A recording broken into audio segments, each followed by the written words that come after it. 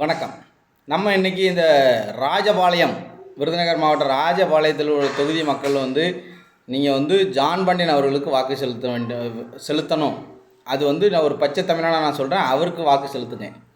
அந்த ஊருக்குள்ளே போனாலே போதும், எவனை பார்த்தாலும் 6 அடி இருப்பான், நீல மூக்குக்காரன், வெள்ளை வெள்ளைன்னு இருப்பான். அதாவது இந்த பிராமின்லேருந்து கொஞ்சம் இந்த பிராமின் ஆரியர்களை போட்டு நல்லா துவைச்சி எடுத்து ஃபில்ட்ரு பண்ணால் ஒரு காப்பி கிடைக்கும்ல, அந்த காப்பி மாதிரியே இருப்பான். நாமத்தை போட்டுக்கிட்டு வெங்கடாச்சலபதி கும்பிடக்கூடிய ஆட்கள் இருப்பாங்க.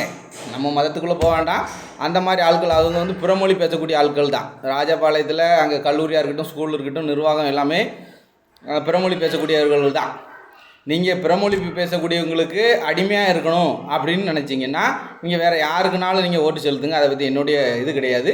ஆனால் நீங்கள் ஜான் பாண்டியன் அவர்களுக்கு, அவர் ஒரு பச்சை தமிழர் தான், அவருக்கு நீங்கள் இந்த வாக்கு செலுத்துனீங்கன்னா அந்த ராஜபாளையம் பிறமொழியாளர்களுடைய கைவசம், அந்த அவங்களுடைய அதிகாரத்தில் இருக்கிறது மெல்ல மெல்ல தமிழர்கள் கைக்கு வரதுக்கு வாய்ப்பு இருக்குது.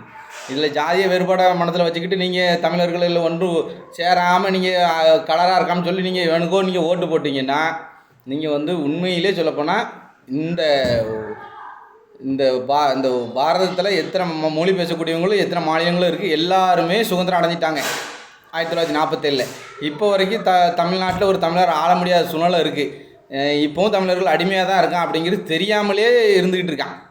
அதுக்கெல்லாம் நீங்கள் ஒரு முடிவு கட்டணும்னா ராஜபாளையத்தில் ஜான் பாண்டியன் அவர்களுக்கு நீங்கள் வாக்கு செலுத்தி ஒரு பச்சை தமிழரை நீங்கள் அதில் பிரிஷல்லா பாண்டியன், ஜான் பாண்டியன் அவர்களுடைய மனைவி தான் நிற்கிறாங்க, அவங்களுக்கு வாக்கு செலுத்தணும் அப்படிங்கிறத நான் பணிவன்புடன் கேட்டுக்கொள்கின்றேன்.